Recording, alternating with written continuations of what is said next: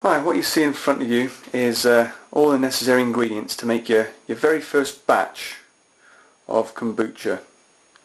Right, starting from your right, what I have here is some apple cider vinegar. This is to help start off or kickstart the whole process. We have normal plain old cane sugar you get from your shops there. Green tea, this is loose leaf green tea. Filtered water, it's very important that it's filtered water. It gets rid of any chlorine or any other contaminants that might be in your normal tap water. You can use still mineral water, that's fine. We have the SCOBY as it's called, Kombucha culture, right there before you.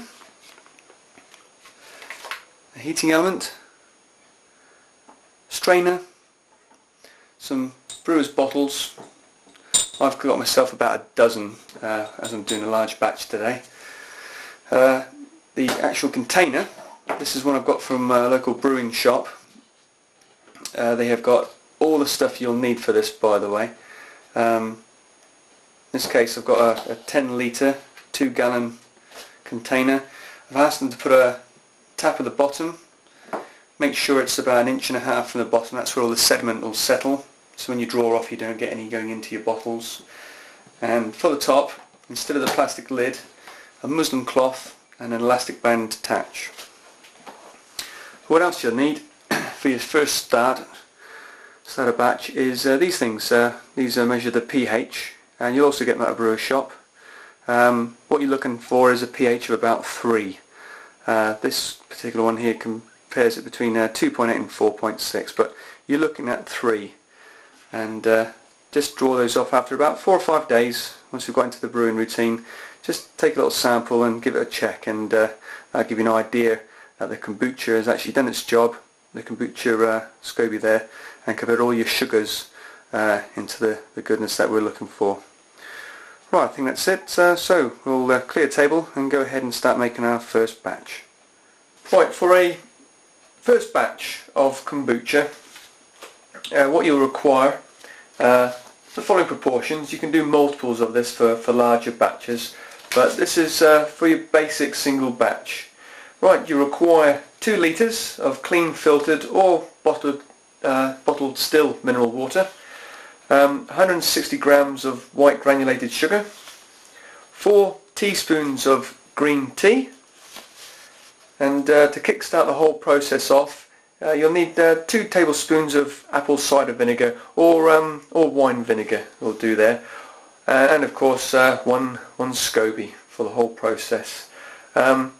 And there you go. Right, my water looks like it's come up to the boil, so we'll go on to the next stage shortly. Okay, right, I've got my water all boiled here. In my case I'm doing a triple batch because I'm going to go on holiday in a couple of weeks, so I want to make sure I have a reasonable amount made when I come back. Okay, I have my tea here. I'm going to pour that in,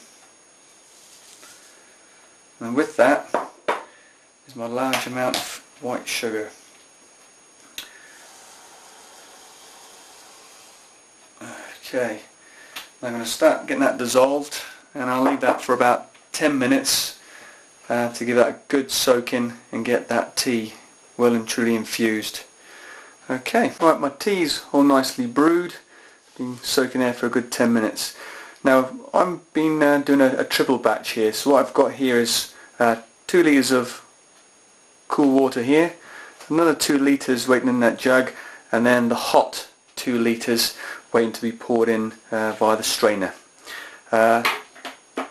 And also my 6 tablespoons there of apple cider vinegar to help kick off the whole process. Okay, let's get pouring.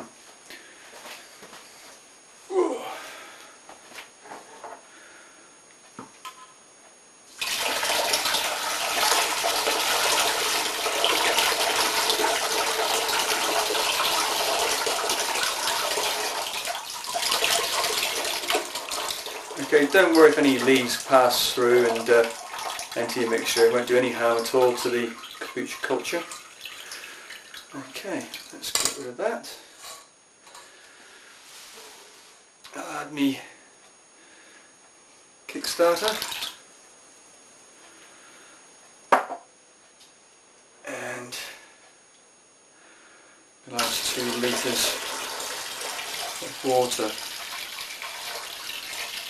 Now the important thing here is it is cleanliness. Try to not touch with any greasy hands and that, because we don't want to contaminate this mixture. Okay, that's nice and warm. You don't want it too hot, otherwise you can kill your kombucha, because it is a live organism. Okay, and here's the SCOBY. Let's get that in. There's a little bit of a kick-off mixture there as well inside there.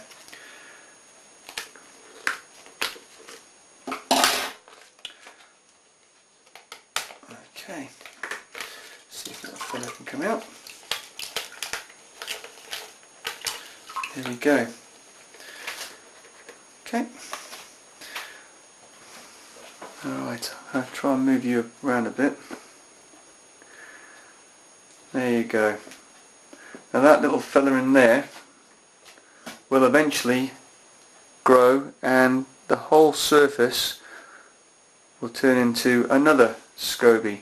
That's probably going to take about, I reckon for this batch, I'm looking at about 2 weeks.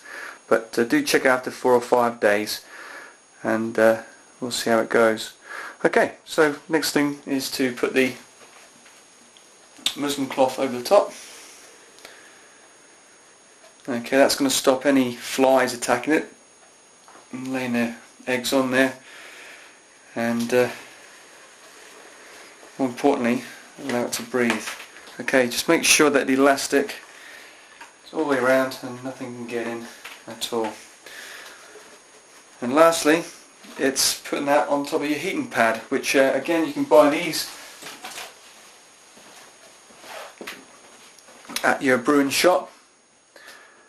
Plug that in and that will maintain the temperature. It's around about 27 degrees Celsius, whatever that is in Fahrenheit, I don't know, but that will keep it warm.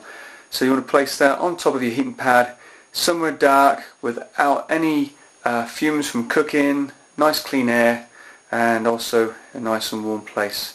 I normally just stick a cardboard box over the top and that, keep it dark, and then I'll check in about 4 or 5 days. And there you go. If you want any further details, have a look at my website. That'll be on the bottom of the web page here, and hopefully you'll have success from here on. Enjoy.